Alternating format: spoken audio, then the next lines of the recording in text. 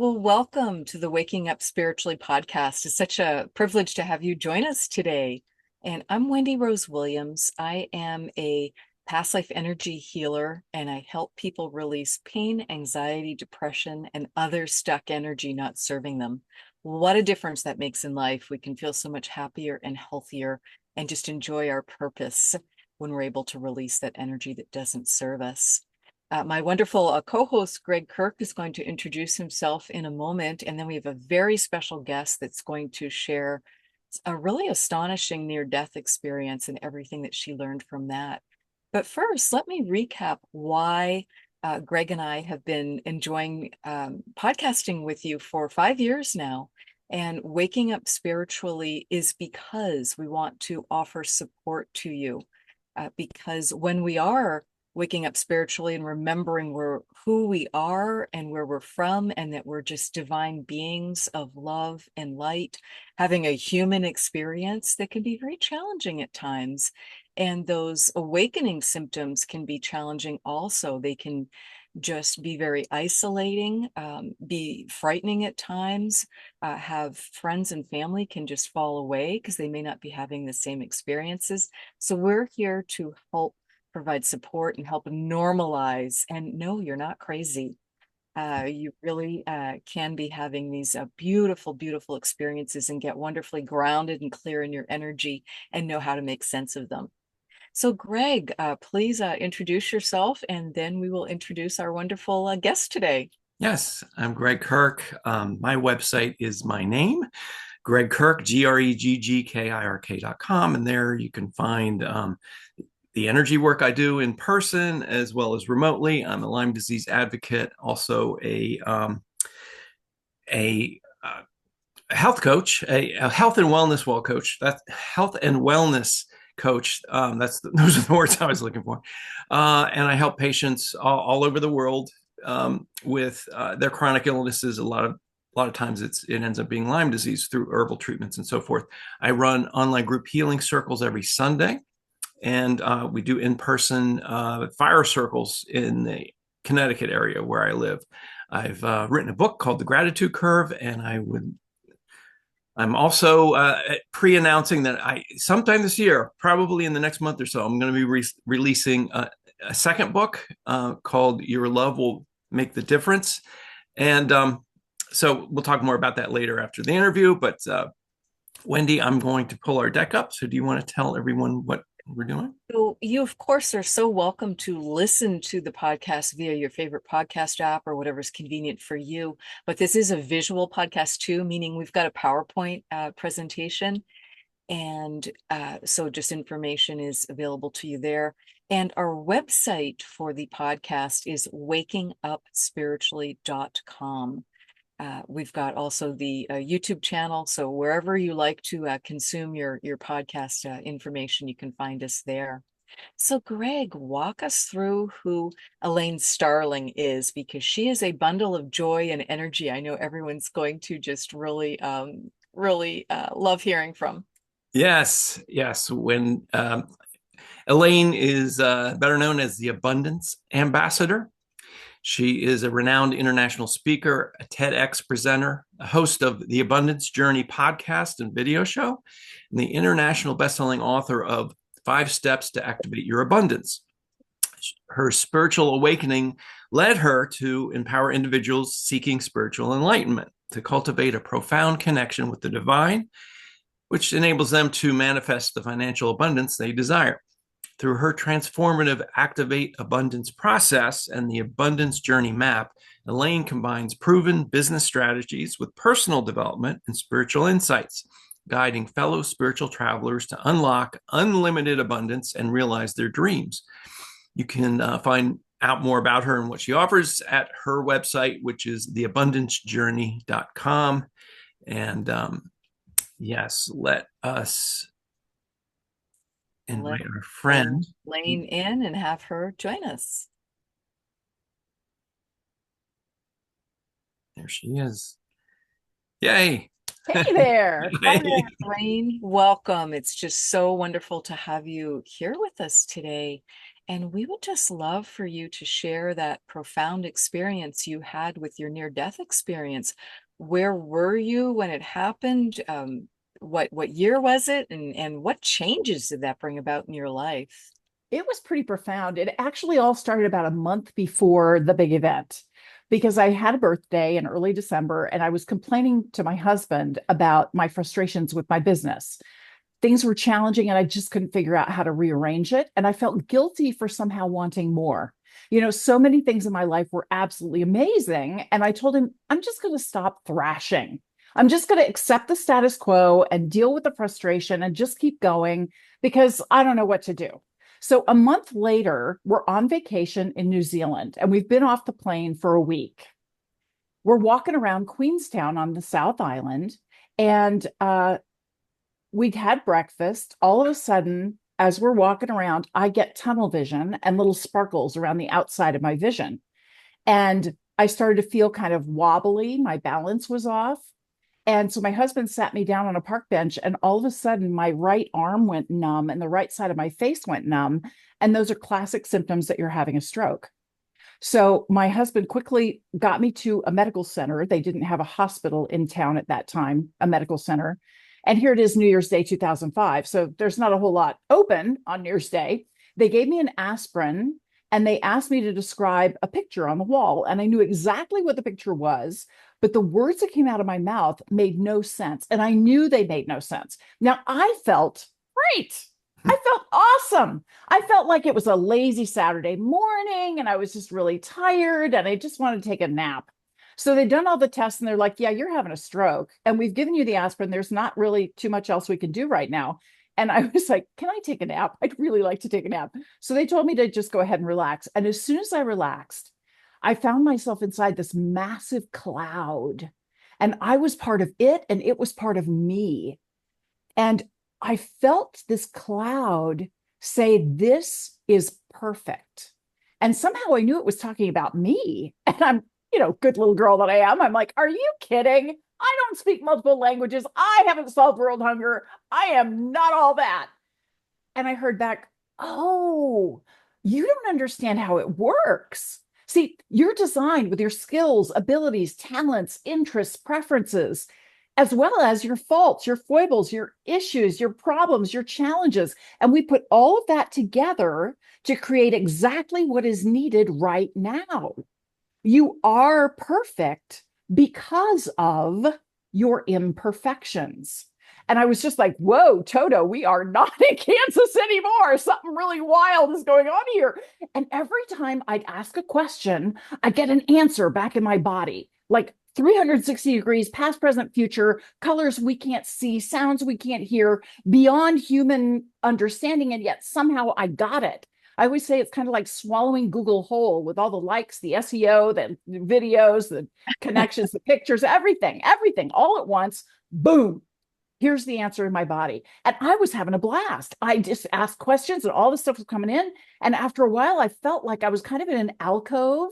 And I realized this was my higher power that I was having a conversation with. And then I noticed other entities floating around going by. Here I am in an alcove with God, with the divine. And I don't want to miss our conversation. I don't want to be rude and I don't want to interrupt what we're saying. But here goes Jesus, and you do the little head nod. It's like, hey, dude, nice to see you. Right, Buddha, yeah, Muhammad, yeah. Hey, Angel Gabriel, nice, yeah. But I'm busy, I'm having this conversation. And then after a while, the questions were kind of slowing down a little bit. And they said, are you sure you're done? And somehow I knew that I was very close to getting something else done. And I also still had half of my vacation going on. And I said, oh, no, I'm not done. We're loving New Zealand. It's awesome. You should really check it out. Oh, right. You probably know all about it. And they said, no, no, no. You said you were done thrashing. If you're sure you're done, we can use that ectoplasm for something else. Are you sure you're done? And it was very clear to me that if I said I was done and I was having a great time, I would have to come back and start all over again to get back to where I was. And I was so close to something. And I was like, no, I'll go back. So just so I understand, you being done would have meant that you were ready to, passing away from the physical right. But then you would into have to come spiritual back in another life as physical to and reload. come back to another. Yeah. So let me explain something here, because during my stroke, they asked me a rhetorical question. And it was clear they really wanted me to understand this. They're like, okay, everything is love. You are love. The air you're breathing is love. The chair you're sitting in is love. Everything is love. The God of your understanding is love. So, how do you expand love when everything already is love? I was stumped. I had no idea. They said, we decided to create human beings who do not think that everything is love. And that gives you the duality, the friction between what is wanted and what is not wanted, which creates the superpower of choice. You either step back in fear and try to stay safe, or you step forward with grateful curiosity and love, not knowing what's coming, but looking for the blessings that are there for you. And every single time you step forward, you expand the divine, you expand love. This being physical, being human, is the expansion joint of the divine. That's why we created you. That's why we are so excited for you and about you. And through you, we are witnessing the birth of additional divinity through you. Now, the thing is, we're not going to make it easy, okay? It's not like you're in alignment all the time and la, la, la, everything's lovely. No, no, no, no. We push you out of alignment deliberately. We throw all kinds of stuff at you guys. And that's because we want you to see, oh, whoops, I'm out of alignment. I'm not feeling it. And then you use your tools, your skills to get back into alignment. And by alignment, it's that feeling of connection with the divine, feeling centered and grounded and ready to be courageous and step forward again without knowing what's coming. And every time you do that, that's when you expand the divine. So don't worry about being out of alignment. Focus on every time you're out, get back in. Beautiful. Yes.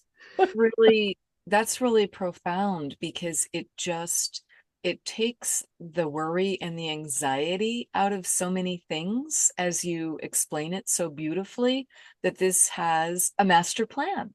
Yeah, it does. Beautiful, It really divine does. plan. It really does. And there are three key things that they want us to do. The first is be love in every moment. Be love for yourself and be love for others.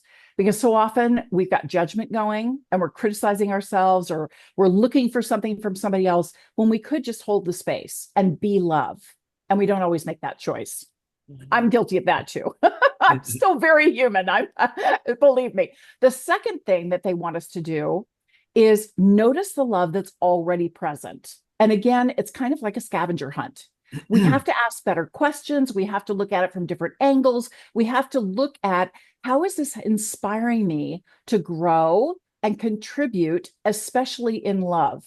Because everything is guiding us to be more love. Everything. Be more love for ourselves, be more love for others. So noticing the love that's already here. And sometimes it's all about growth, and growth isn't always comfortable, but growth is what is needed.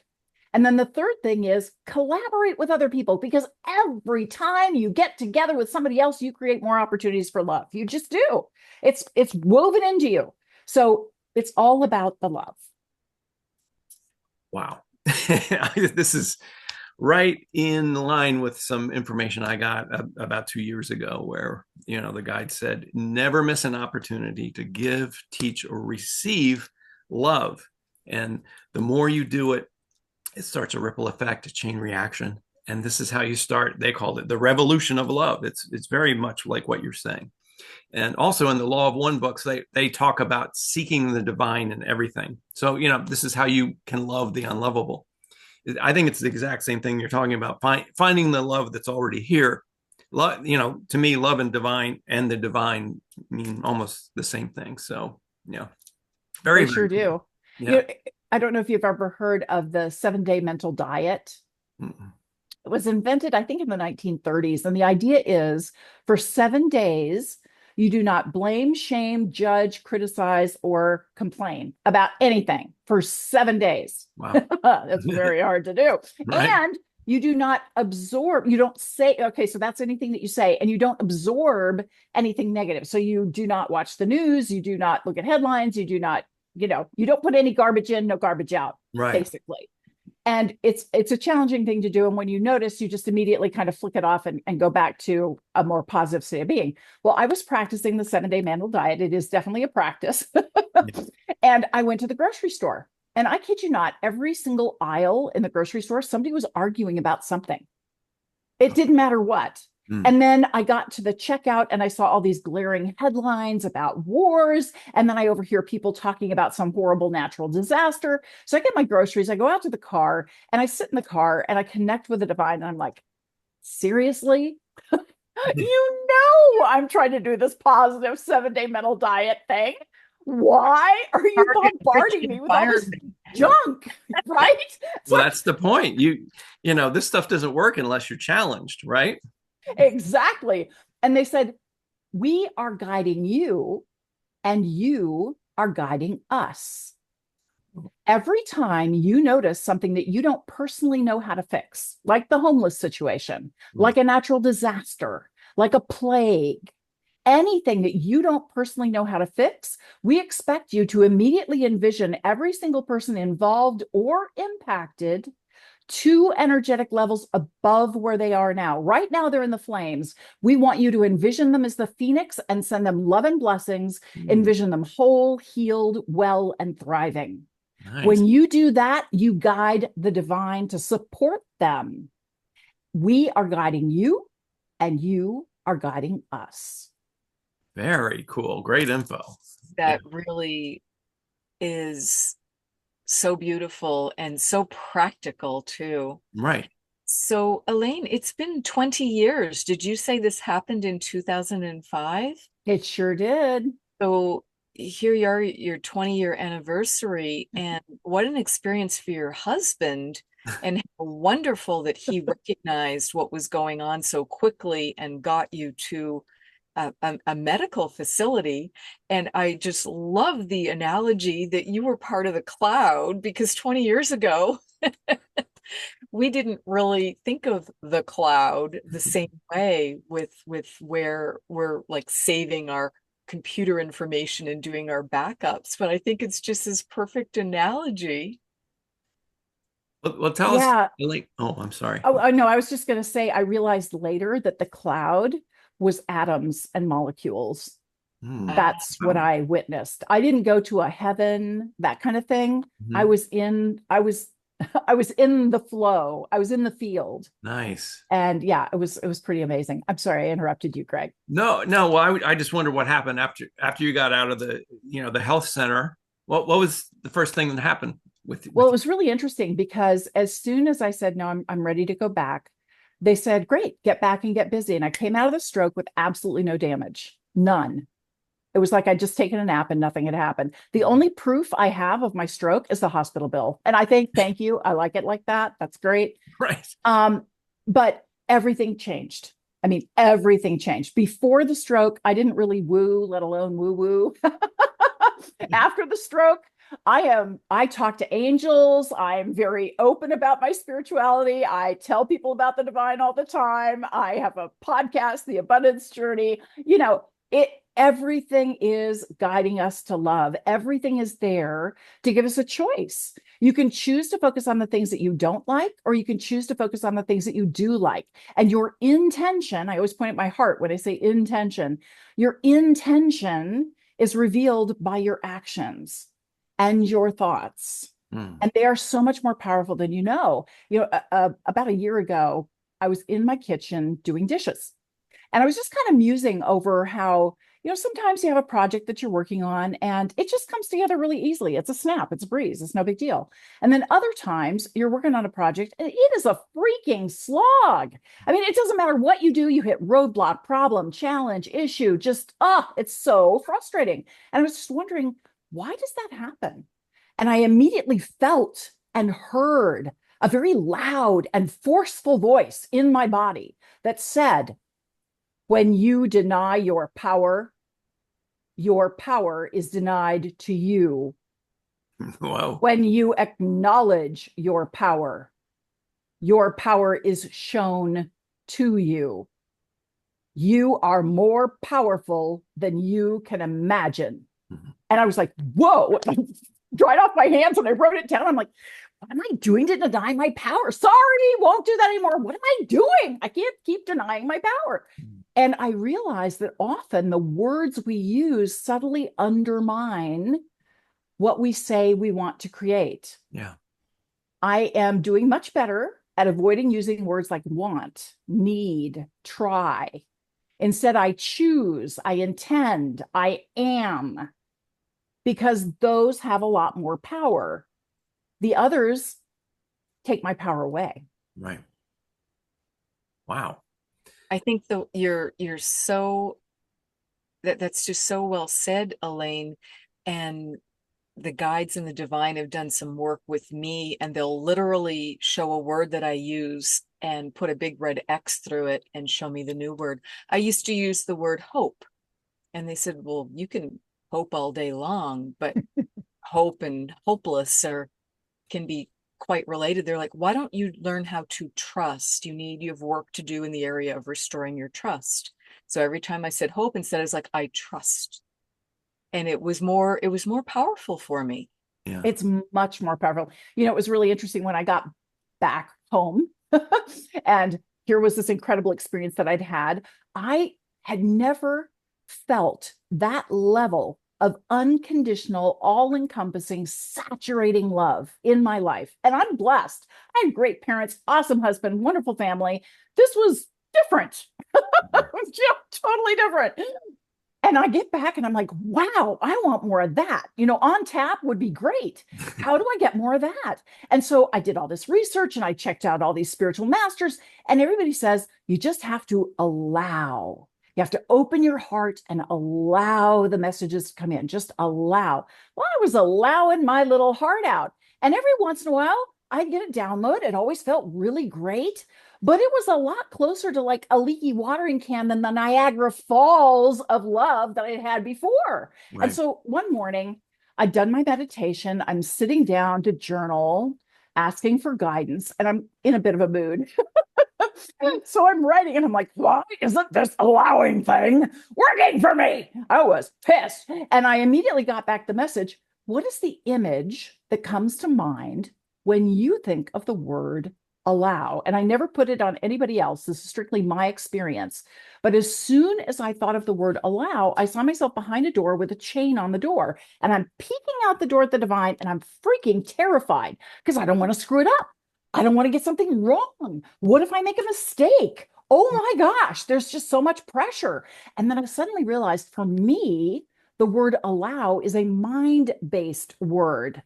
My mind likes cause and effect. A nice, simple process with a guaranteed outcome would be perfect, according to my mind. Well, the problem is the divine is so much larger and more complex than anything our human understanding is capable of, that kind of a word just isn't going to work for me. And I realized I need a heart-based word, something that really reflects the kind of relationship I want to have with the divine. I choose to have with the divine. And I realized that I wanted a relationship where the divine was my BFF. We were finishing each other's sentences, teasing each other, laughing, inside jokes, just getting along like a house of fire. And so I really had to think about it. But I realized that my word is welcome. Hmm. You can feel the energetic shift between allow, Yeah. maybe I will, maybe I won't, and welcome. There's no barriers, there's no requirements, there's no hesitation, there's just welcome. And that shifted everything. Oh, yeah. That's, the word allow reminds me of like what a judge says, objection, Your Honor, I'll allow it. It's very transactional. Whereas, yeah, welcome, that's totally different. That's it's allowing, well, like you said, it's heart centered. And I love your terminology as well. Whenever I hear the difference between try and do, I think of the quote by Yoda in Star Wars: "There is no try, only do." So yeah, absolutely. And Wendy, to your point, hope has this feeling to it, like it's something that you want, but you don't have yet.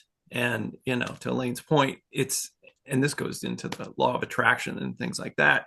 You'll get it when you, well, like Wayne Dyer said, believe and then you will see. So act like you've already got it, or feel it that you've already got it. Assume that emotion, and then the stuff comes, right? And, I really want to speak to that really briefly. I'm sorry, Wendy, because so many people think, oh, it's only special people who can do this. No. No, everybody has this ability. Absolutely everybody on the planet has this ability. We've just forgotten. Why? Because it's part of our growth and contribution path. We get to release the layers. We've put on all these special sunglasses that limit our experience and what we can see. We've got blinders on. And so as we remove those blinders, then we realize we were that all along. Yeah, sorry. I think what we're touching on is that we're all powerful creators and co-creators because we are a spark of the divine.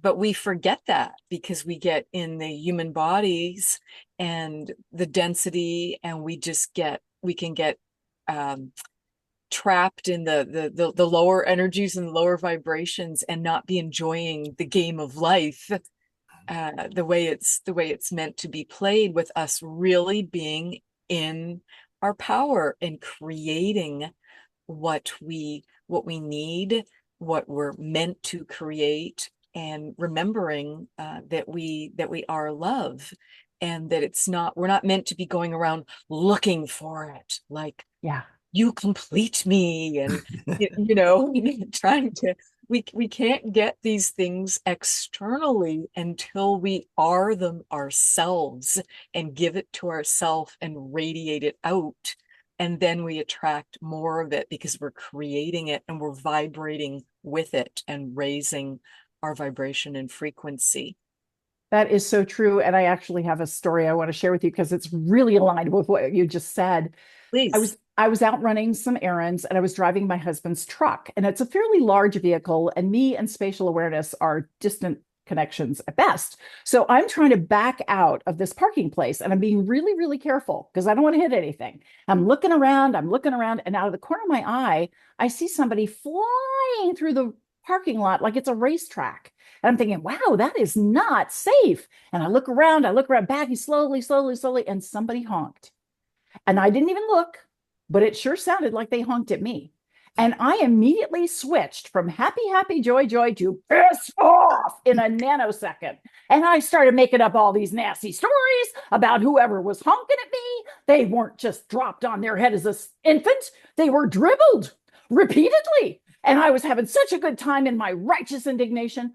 And the divine was like, no, no, no, wait a minute, time out, honey. We keep telling you that every single moment is designed to be a blessing for you. Yeah, you're having a lot of fun making up a story, but it sure doesn't sound like it's a blessing. We want you to deliberately make up a story where that honk was actually a blessing. And I had to think about it for a minute, but I thought, well, I didn't run into anything. Maybe they didn't have time to like put their car in park, jump out, run around, knock on my window. Lady, careful, you're going to run into something. And all they could do was honk to prevent an accident, which would have cost money, a lot of time, a lot of frustration. Well, not having an accident, that's a blessing. And then I realized, well, they had a different vantage point on where I was in the parking space. And I didn't think I had enough room, but I immediately hit the brakes and I cranked on the wheel and I out of that parking place. So maybe it was more like a thumbs up. You're good. You got this. They were being a good neighbor. And again, they didn't have time to put in park, jump out, run around, knock on my window. You're okay. Go ahead. And then the real message came through. All this time, I've been the bad guy. I've been denying my blessings by the stories that I make up about what things mean. Every time I make up a story that this is somehow not a blessing, that somehow this is abuse or criticism or judgment, and I go into a dark space, I'm making that story up. So I can Creating choose. what you don't want. Yeah. And don't we do that a lot? Mm-hmm. It's part of the growth process, is learning how to choose a better story and deliberately pick better stories. Mm-hmm. Yeah. Yes. I was taught that by dream interpreters. When you have a dream and you wake up and you're working through a challenge is coming up from the subconscious and the unconscious or past life energy or whatever it is you're releasing, to just before you even open your eyes, just redo that dream, because you're now awake, or maybe you can lucid dream it and just take control of it and get the outcome. So, instead of you're trying to get to the airport and catch your flight and just everything's going wrong and you're so worried about missing your flight, and you just have this terrible, terrible travel experience. And often that's just very indicative of life. It's got a bigger connotation to it, and just redo it. It's like you get this perfect ride to the airport and everything's easy breezy, and you get upgraded and you have all the time you need, and you just have this tiny little bag and it fits perfectly and nothing's heavy, because often those airport or train or bus, part of why it's such a hassle is we're like dealing with like all this luggage and it's too heavy and things don't fit and they tell us we can't bring it, and it's like, why don't we just let go of these things? Yeah, it's so funny. I am a lucid dreamer. And a long time ago, I told myself, anytime I'm having a dream that is not serving me or it feels uncomfortable, it's a movie. And so the director will call cut.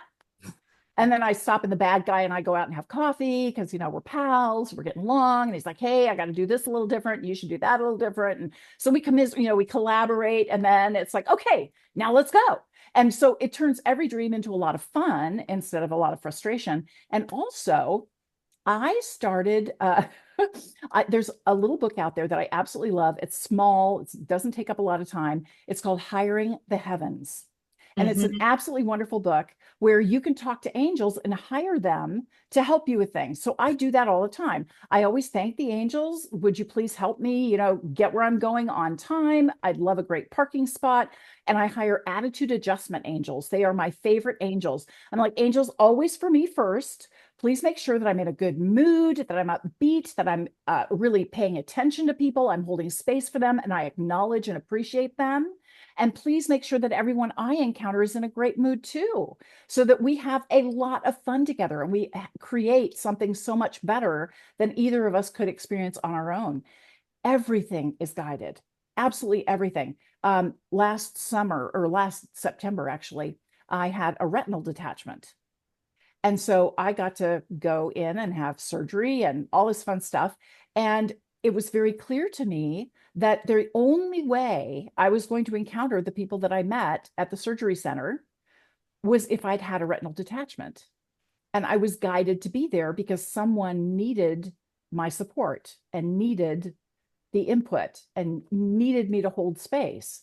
And so everything that you experience, when you choose to welcome it as a blessing, and of course I did, I immediately hired angels and I said, angels, thank you so much for restoring me to perfect physical sight, which I do have now.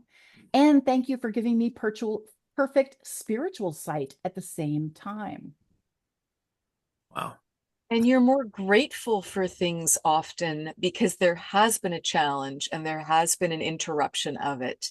Because if we had perfect health or wealth or relationships all the time, I think unfortunately we'd be pretty blasé about it, because we wouldn't have that duality, as you said. We wouldn't have experienced the contrast.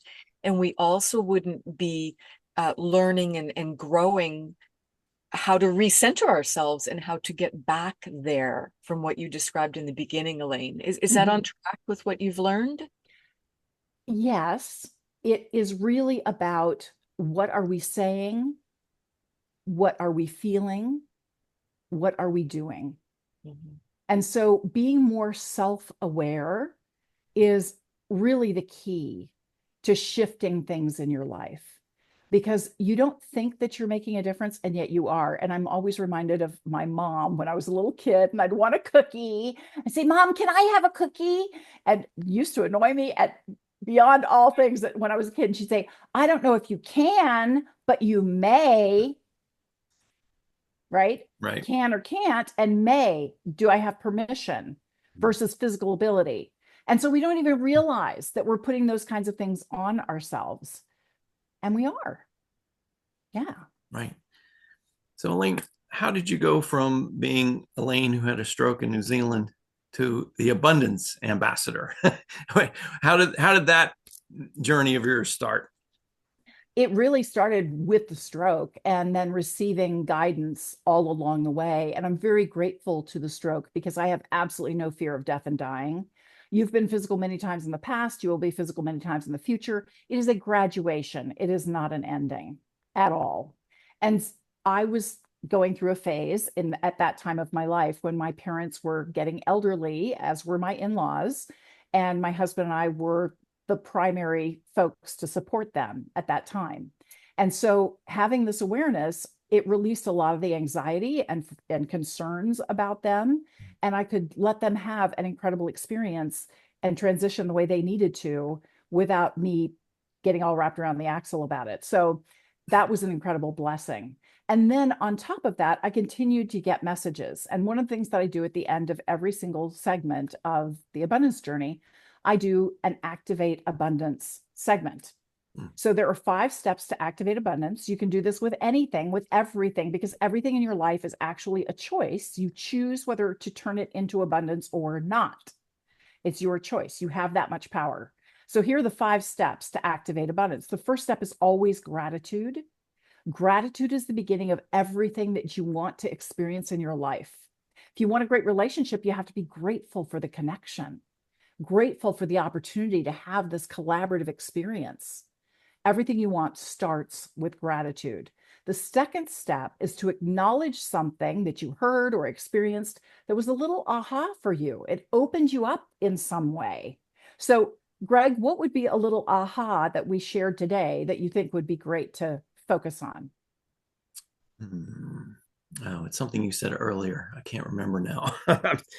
um, aha For moment. me, I think while Greg's thinking, I think it's to remember to be fully in our power and to just enjoy that in a beautiful way, because we can be fully in our power without abusing it. So And true.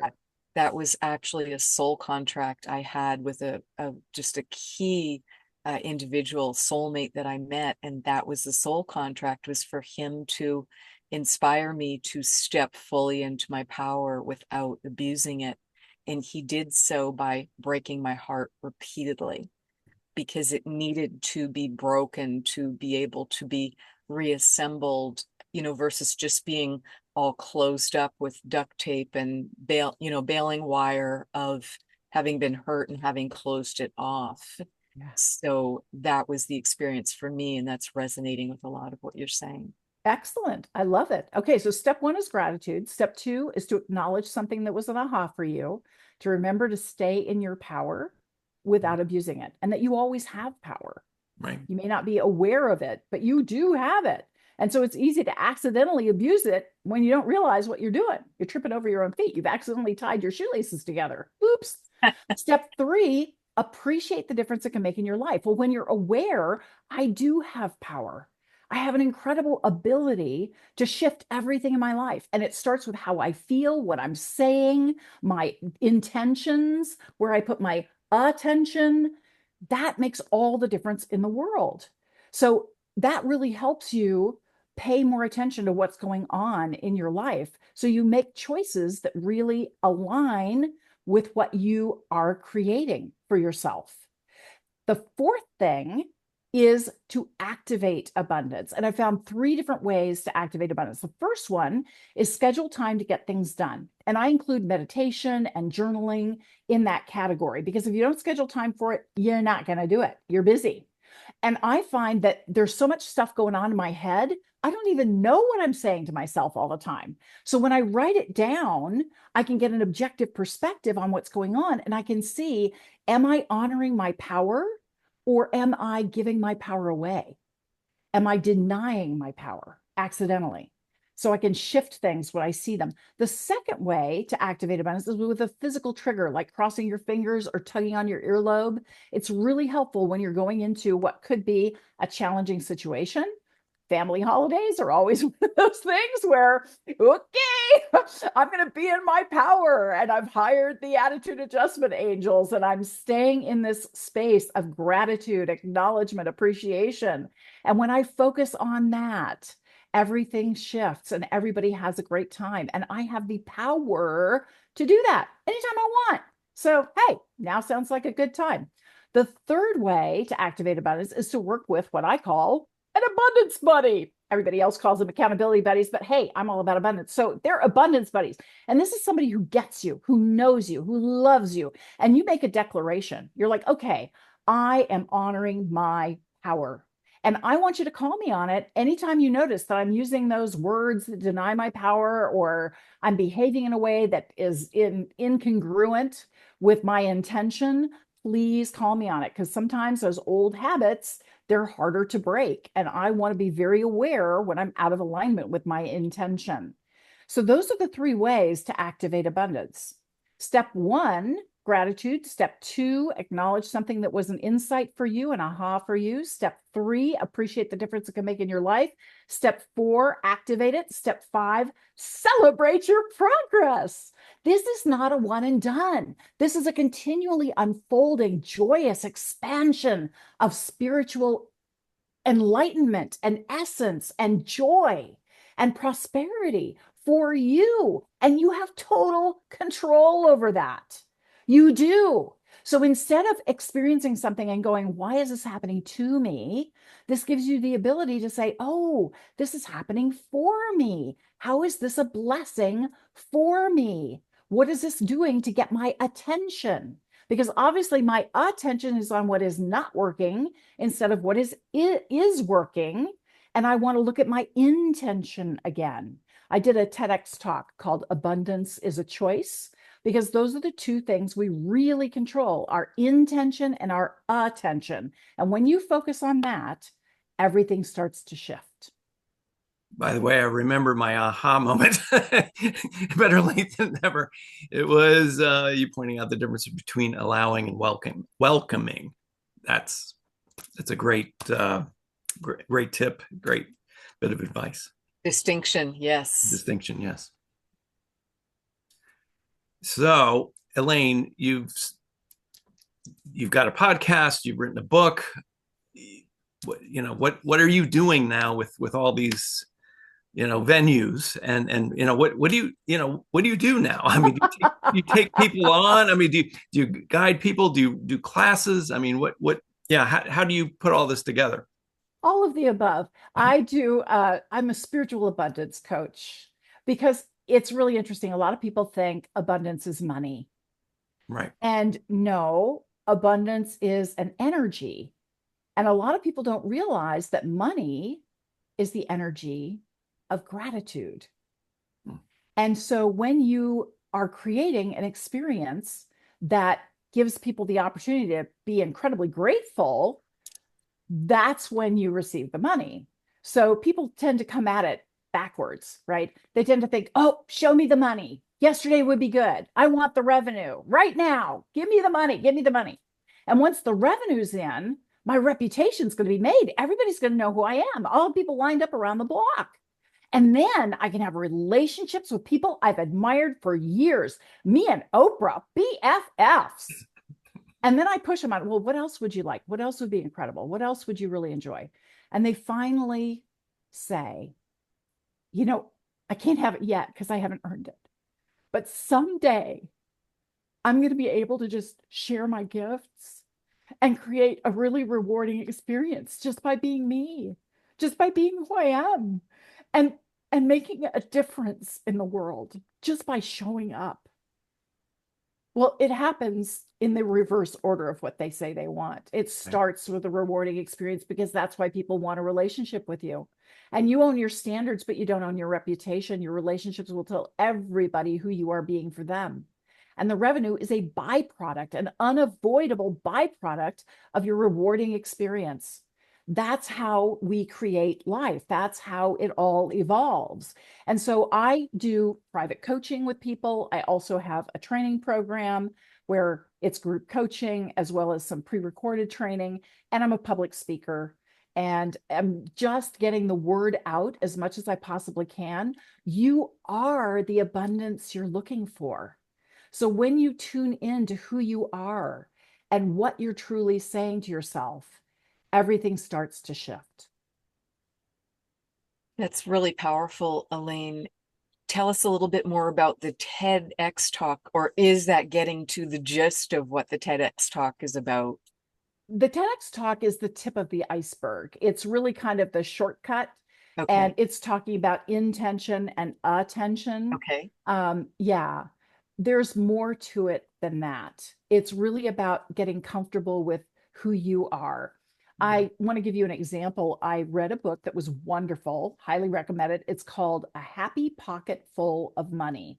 Great book, A Happy Pocket Full of Money. And in the book, the two authors talk at length about the power of I am goals. So you say, I am, and whatever it is you want to create. And I thought, man, that just energetically, that really feels right.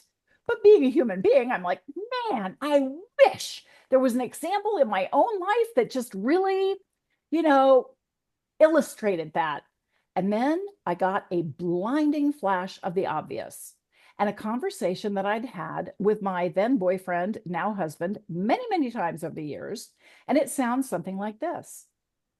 Honey, I am so happy and grateful that I get to spend life with you. You are just an amazing man. There are times when I don't understand you, but when I can, you open up my world. You just expand this experience. It's so enriching. I am so lucky that I get to share my life with you, and I am more in love with you every single day. We've only been together for 45 years, and we are more in love every single day. Wow.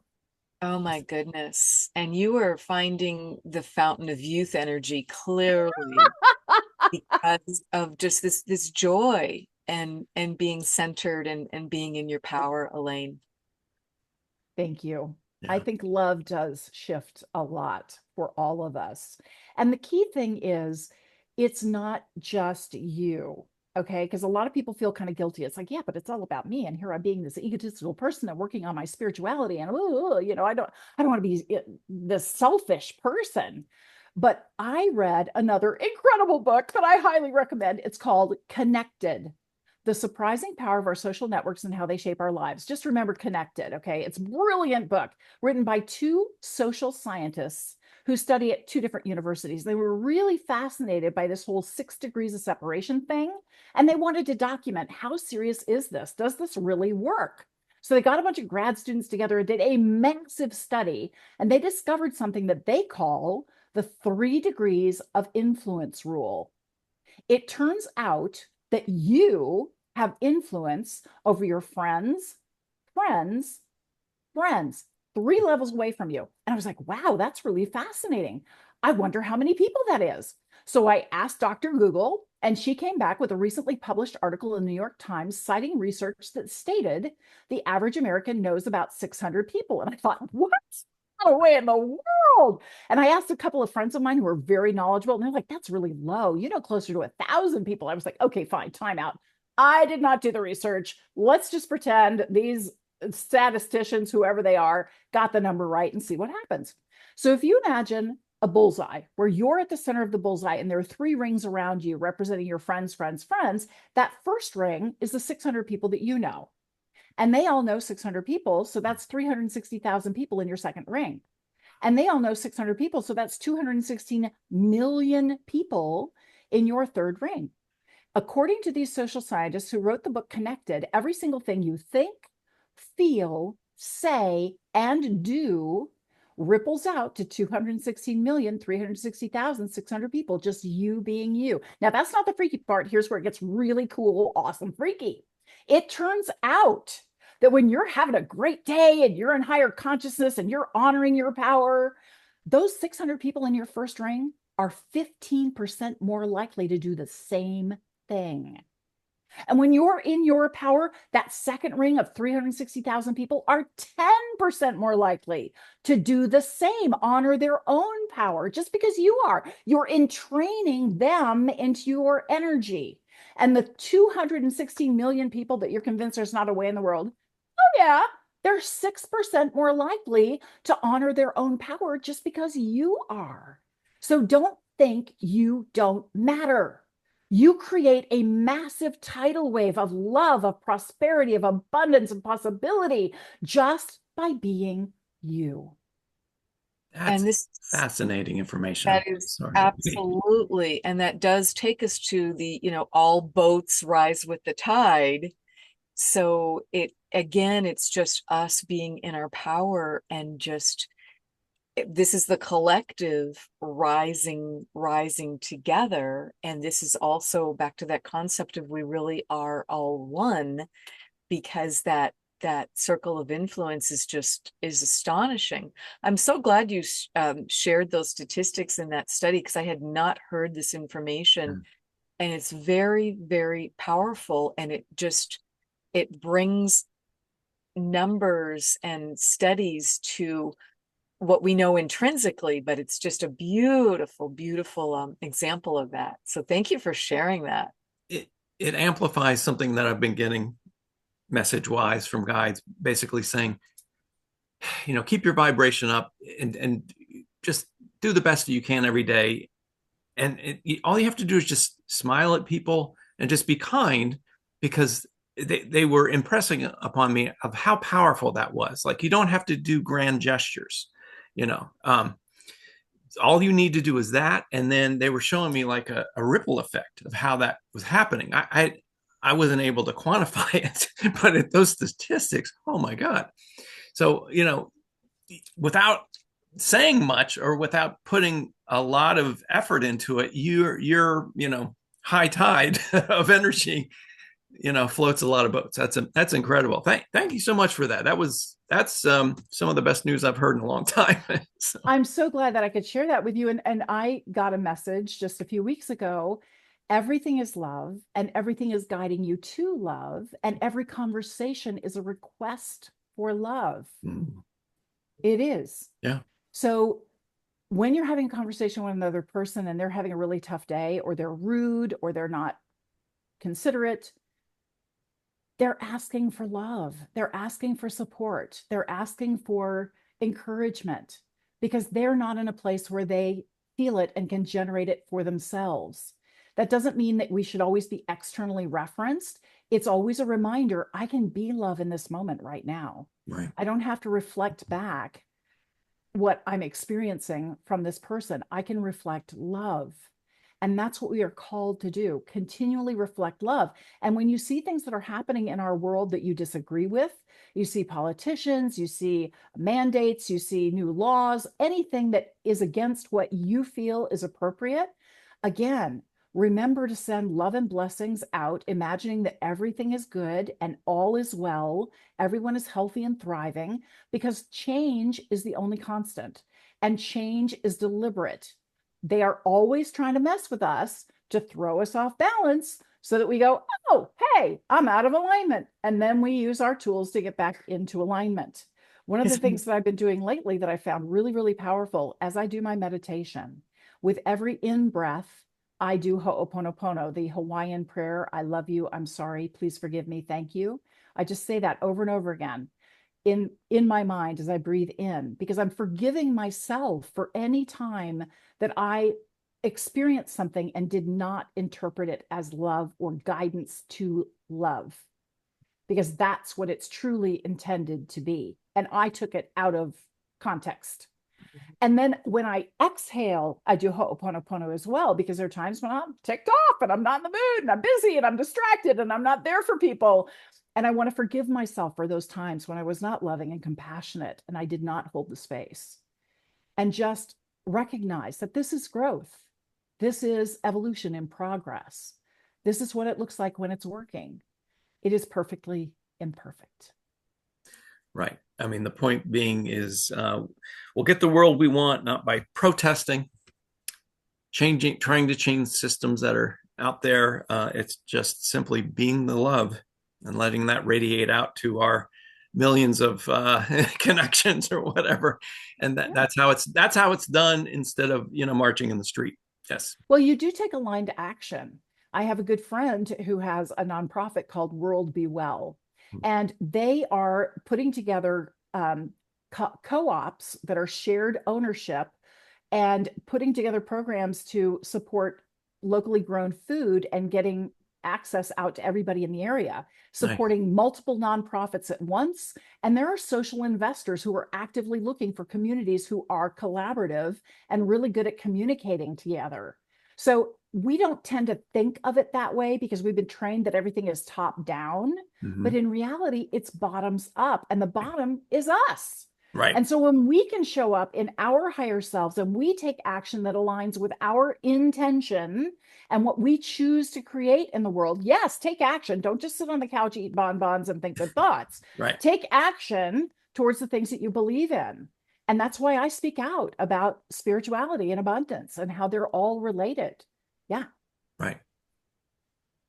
Well, I guess the fine point is that when you're doing these, the nonprofits you were talking about, they're creating something positive. They're not going out and trying to stop something that they don't like and protesting. So that, there's absolutely different energy in those two actions. That was my point is, do the Ho'oponopono thing and be in alignment when you're doing your actions, but always the embodiment of love. Yeah. Who said be the change you want to see in the world? Was that Gandhi? Yeah. And there's also a famous story about Mother Teresa. They invited her to a war on drugs or something. I think it was a war protest. Right. And she said, anytime you want to have a peace rally, I'm there. Yes. But I ain't doing I'm Right. not fighting anything. I'm pro. I'm not against anything. Right. Exactly. Because you can go with the flow or you can fight the flow. Right. Right. And it's so much more fun and joyous when you go with the flow. Right. And that fight energy tends to keep around whatever it is you're fighting. So. Yes. Yeah. Right. Because when you resist, it persists. Mm-hmm. Equal and opposite reaction. It's the second law of thermodynamics, I think. For every action, there's an equal and opposite reaction. Yeah. Which gets us back to that point about allowing and creating. Yes. Yes. Well, wonderful. Is there anything else you'd like to say, Elaine, or questions you have to ask Gregg? I've just so enjoyed this gorgeous conversation and just so much beautiful wisdom that you have to share, Elaine. I just love your take on things. There's one key thing that I want to make sure everyone knows and truly owns. You are a blessing. Exactly as you are. You are a blessing and you are blessed. And because you are a blessing and you are blessed, you have the ability to bless. So bless your food, bless your water, bless everyone you meet, bless total strangers, send out waves of love because you can. There was a prayer that I received, and it's really interesting. The divine doesn't often give me things all in one chunk. They'll give me, I call it a dot, like connecting the dots. And each dot is powerful in and of itself. And then they all get strung together. And I'm like, holy cow, that's amazing. But I guess I wouldn't have gotten the subtleties if they didn't just feed it to me one bite at a time. So I noticed, boy, over a year ago, that this prayer kept coming through my mind. Infinite divine love, blessings, enlightenment, vibrant health, and prosperity. And I just found myself saying it over and over again. Infinite divine love, blessings, enlightenment, vibrant health, and prosperity. And then I was shown that infinite divine love is to remind you that you are embraced by love at all times. You're swimming in an ocean of love. You are love. There's nothing but love. And you can choose to feel that connection and feel that oneness whenever you choose to. It's your choice. Infinite divine love is yours, and it's who you are. Blessings is there are blessings in every moment, and you choose to receive the blessing or not. It's choice, superpower choice. Yeah, it's coming up a lot. The third thing, embodiment. This is not about spiritual education. It's about being BFFs with the divine, with the God of your understanding. You are a co-collaborator with the divine. You are just as important as the divine. They are counting on you. So that's what enlightenment is all about. Vibrant health in every aspect of your life. growing, thriving. And then, of course, prosperity. It's more growing and thriving, but in lots of different ways. And then the message came down that what I give, I receive. And they want me to give this often. And then the message came in to incorporate every single molecule and to give this for all eternity. And so I received the infinite consciousness prayer. This is what it sounds like. I'm so happy and grateful that I embodied the divine, continually filling myself with infinite divine love, connecting with every molecule in existence, thought, and intent, in all times, dimensions, and realities, sending them infinite divine love, blessings, enlightenment, vibrant health, and prosperity for all eternity, welcoming back the energy that returns and using it to fulfill my divine purpose. In deepest gratitude, amen. And so I say that prayer several times every day. You can tell, to me, whenever I'm really filled with love and joy, it comes out in tears. Yeah. And I'm just so blessed that I received that message. And again, the message was, are you waiting for a blessing or are you giving a blessing? Because everything you give is returned to you tenfold. You don't have to wait for the divine to bless you. You can bless the divine first. And because you are blessing every single molecule in existence, thought, and intent in all times, dimensions, and realities, you're blessing your own molecules as well as all of creation. You're igniting the engine of infinite possibility and infinite abundance. So I just want to invite everyone to take that on because you can do it.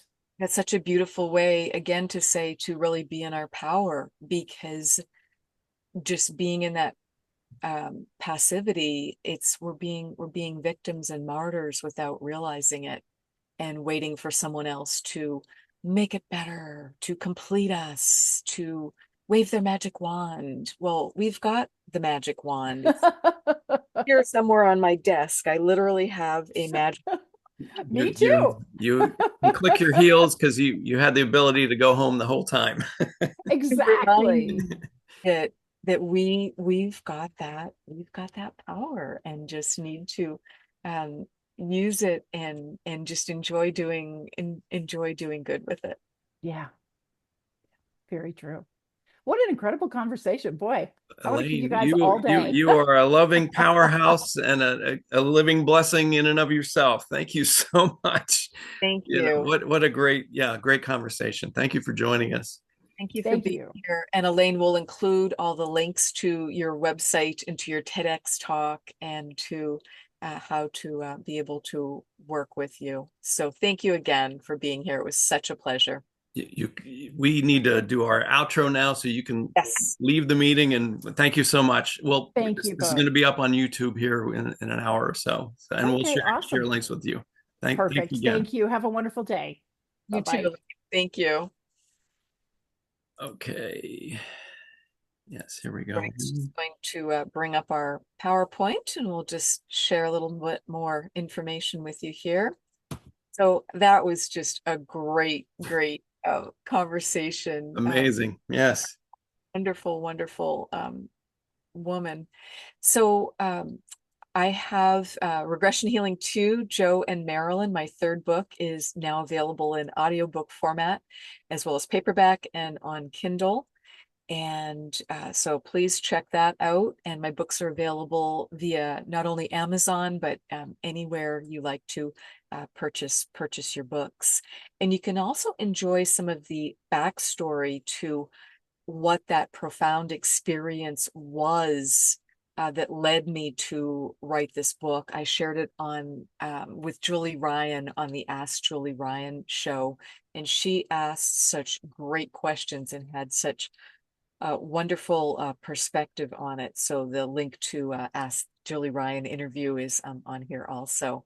And Gregg, please update it. I am so loving getting the privilege to be an advanced reader for your book that's going to come out. So please tell us about the gratitude curve and your love will make the difference. Right. Yeah. So the Gratitude Curve was the book I published in 2018.